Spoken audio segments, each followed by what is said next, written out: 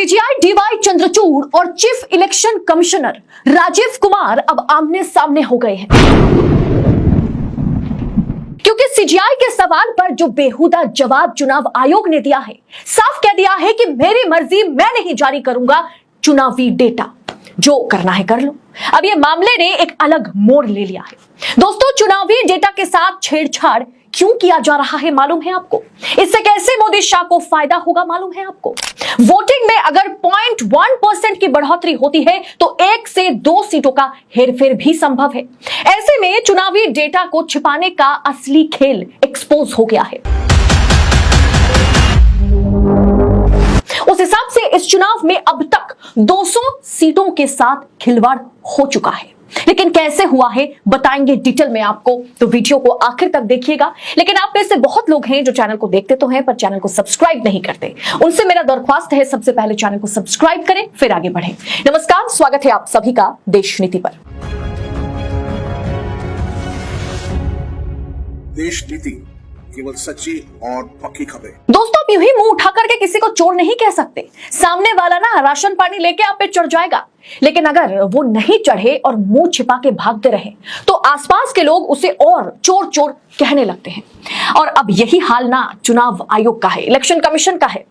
दोस्तों, सावधान रहे। चुनाव आयोग ने साफ कह दिया है कि वो 17C का डेटा जारी करने से उन्हें कोई फोर्स नहीं कर सकता, क्योंकि कानून में, संविधान में ऐसा कोई प्रावधान नहीं है, कोई लीगल मैंडेटरी ये नहीं है जिसके तहत चुनाव आयोग को फॉर्म 17C को जारी करना होगा, चुनावी डेटा को रिलीज करना होगा। अब सोचिए, ये जवाब चुनाव आयोग आपको, हमको नहीं दे रहा। ये जवाब चुनाव आयोग ने सीजीआई डीवाई चंद्रचूड़ को दिया है, सुप्रीम कोर्ट को दिया है, क्योंकि 2 दिन पहले चुनावी डेटा देर से क्यों रिलीज किया जा रहा है, ये मामला जब सुप्रीम कोर्ट पहुंचा तो सीजीआई चंद्रचूड़ की खंडपीठ ने यह सवाल उठाया था कि चुनाव आयोग फॉर्म 17C जारी क्यों नहीं कर रहा है।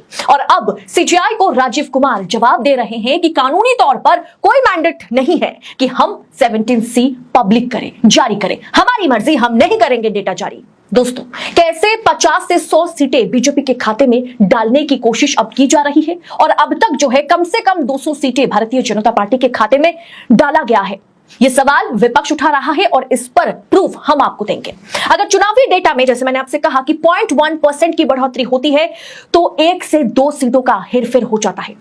ऐसे में चुनावी डेटा को छुपाने का असली खेल बेपर्दा हो गया है। यह सवाल तो उठ ही रहा है कि जब वोटिंग डेटा, ये voter turnout data form 17A जब लाइव है, 17C का डेटा जब लाइव डेटा है, तो कैसे इसमें बढ़ोतरी हो सकती है? द वायर की इस रिपोर्ट को गौर से देखिए। The 40 Lok Sabha seats BJP own in 2019 with less than 50,000 margin, माने 2019 में भाजपा ने 50,000 से कम अंतर से सीटें जीती 40 लोकसभा सीटों पर।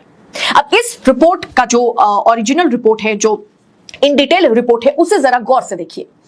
दोस्तों, आप देख पाएंगे कि भारतीय जनता पार्टी जो है 181 वोटों के अंतर से चुनाव जीती है। अगर खुंती की बात की जाए, जहां अर्जुन मुंडा जो है वो भारतीय जनता पार्टी के उम्मीदवार थे, वो 1445 वोटों से चुनाव जीते थे। वहीं दोस्तों, अगर बर्धमान दुर्गापुर की बात की जाए, वहां पर भारतीय जनता पार्टी महज 2400 वोटों से भारतीय जनता पार्टी ने चुनाव जीती थी। वहीं मेरठ की बात की जाए तो मेरठ में भारतीय जनता पार्टी जो है वो 4729 वोटों से जीती थी, यानी मार्जिन बहुत कम है। रोहतक की बात करें तो 7500 वोटों की मार्जिन से भारतीय जनता पार्टी वहां पर चुनावी जीत दर्ज की थी। वहीं बात अब करते हैं लद्दाख की, तो लद्दाख में महज 10,000 वोटों से भारतीय जनता पार्टी जीती थी। कन्नौज की बात की जाए तो 12,000 वोटों से भारतीय जनता पार्टी जीती थी। सुल्तानपुर की बात जाए तो भारतीय जनता पार्टी यहां पर महज 14,000 वोटों से जीती थी। वहीं अगर अमेठी की बात की जाए तो अमेठी में राहुल गांधी को स्मृति ईरानी ने महज 55,000 वोटों से हराई थी। इसके अलावा दोस्तों, अगर रायगंज की बात की जाए तो वहां पर भी भारतीय जनता पार्टी 60,000 वोटों से जीती थी। फैजाबाद की बात करें तो 65,000 वोटों से जीती थी। यानी आप देख पा रहे होंगे किस तरह से 181 वोटों के अंतर से लेकर के 20, 40, 50,000 की वोटों के अंतर में भारतीय जनता पार्टी ने कम से कम 40 सीटें 2019 में जीती थी। ऐसी 40 सीटें बीजेपी ने 2019 में तो जीती थी जहां मार्जिन बहुत कम था। अब रातों रात किस तरह से वोटिंग यानी मतदान बढ़ाए गए हैं, उसे भी आप देख लीजिए। अरुणाचल प्रदेश की बात करें तो यहां पर कम से कम 1 लाख वोटों की अंतर जो है, जब वोटर टर्नआउट डेटा को रिलीज किया गया तो वहां पर पाया गया था। असम की बात करें तो दोस्तों असम में 5,94,000 वोटों की अंतर जो है देखी गई। छत्तीसगढ़ की बात करें दोस्तों तो छत्तीसगढ़ में भी 71,000 वोटों की अंतर जो है वो देखी गई है फाइनल डेटा जब जारी किया गया। इसके बाद मध्य प्रदेश की बात करें तो यहां पर दोस्तों 4,99,000 मतलब करीब करीब 5 लाख वोटों की अंतर जो है आखिरी वोटर टर्नआउट डेटा का जो फाइनल डेटा ईसीआई द्वारा जारी किया गया था उसमें पाया गया था। दोस्तों तमिलनाडु की बात करें तो यहां पर तो बड़ा घपला किया गया।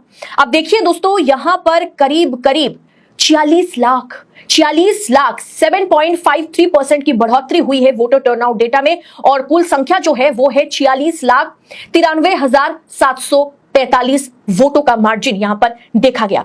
पश्चिम बंगाल की बात की जाए तो यहां पर भी करीब करीब 2,44,000 का अंतर देखा गया है। दोस्तों महाराष्ट्र की बात करें, महाराष्ट्र में चुनाव पूरी तरह से खत्म है। ये 5वें चरण का डेटा है जहां पर हमने देखा था किस तरह से करीब करीब 7% की बढ़ोतरी हुई थी और वोटर टर्नआउट डेटा जिसका अभी तक फाइनल डेटा आया नहीं है, वोटिंग खत्म होने के 3 दिन बाद बढ़ोतरी क्या हुई 6,41,408 वोटों की अंतर जो है यहां पर देखी जा रही है। ऐसे में अब तक दोस्तों 1 करोड़ से अधिक मतदान बढ़ाए गए हैं। 2 चरण और बाकी है। 5वें चरण का फाइनल वोटर टर्नआउट डेटा आना बाकी है। इसमें कम से कम 1 करोड़ और बढ़ाए जाएंगे। अगर 50,000 वोटों की अंतर से 1 सीट बीजेपी निकाल लेती है तो सोचिए 2 करोड़ वोटों की अंतर से बीजेपी कितनी सीट निकाल लेगी। ऐसे में 400 क्या, बीजेपी तो 500 भी पार कर जाएगी क्योंकि चुनाव आयुक्त तो मोदी शाह के गोद में बैठे हुए हैं। झूठ पर सवाल उठाने वाला कोई नहीं है। गोदी मीडिया मोदी के इशारे पर थिरकती हुई नजर आ रही है। ईवीएम नहीं दोस्तों, इस बार मोदी की अगर जीत होती है तो चुनावी डेटा में बढ़िया तरीके से धांधली के जरिए, धांधली के कारण मोदी की जीत होगी। फिलहाल ये डेटा ने इतना तो साफ कर दिया कि हर एक राज्य में लाखों करोड़ वोटिंग का जो परसेंटेज है, वोटिंग का जो डेटा है उसे बढ़ाया गया। लाखों वोट दोस्तों रातों रात चुटकी में बढ़ाए गए और जिसका असर जो है कंस्टिट्यूएंसी पर पड़ेगा। अब देखिएगा अगर फ्री एंड फेयर इलेक्शन होता है, मैं बार बार आपसे कहती हूं, लेकिन ये सब देखकर इतना तो साफ हो गया कि इस चुनाव को आप पारदर्शी, निष्पक्ष, फ्री एंड फेयर इलेक्शन नहीं कह सकते हैं और इसकी जिम्मेदारी जो है वो चुनाव आयोग और मुख्य चुनाव आयुक्त राजीव कुमार पर जाता है। और इस पर अब सुप्रीम कोर्ट में राजीव कुमार ने कह दिया है कि नहीं, 17C का डेटा देना हमारी मर्जी है, हमारी मर्जी होगी तो देंगे, नहीं मर्जी होगी तो नहीं देंगे। अब सुप्रीम कोर्ट में क्या वाकई सीजीआई चंद्रचूड़ राजीव कुमार पर वो ही डंडा चलाएगा जो उन्होंने एसबीआई पर चलाया था? यही देखना कल यानी 24 मई को यही देखना बाकी है। फिलहाल इस पूरे विषय पर आप अपनी राय, अपनी टीका टिप्पणी जरूर लिखिएगा। किस तरह से भारतीय जनता पार्टी के खाते में 200 से 250 सीटें कम से कम बढ़ाने की कोशिश की गई है वोटर टर्नआउट डेटा में गड़बड़ी करके, उसका खुलासा अब आपके सामने है। अब खुद सोचिएगा इस पर आपकी राय क्या होगी, आप इस पूरे विषय को किस तरह से देखते हैं? क्या आप मानेंगे कि लोकतंत्र का सबसे बड़ा पर्व चुनाव निष्पक्ष तरीके से हो रहा है? ये तो पूरी की पूरी धांधली की रिपोर्ट जो है सामने है। आप इस वीडियो को आगे फॉरवर्ड जरूर कीजिएगा, शेयर जरूर कीजिएगा, तभी सच और झूठ के बीच का पर्दा जो है वो पर्दाफाश होगा। इस वीडियो में फिलहाल इतना ही। आजाद मीडिया को अपना भरपूर सपोर्ट दीजिए, देश नीति को अपना सपोर्ट दीजिए। बहुत बहुत शुक्रिया। जय हिंद, जय भारत।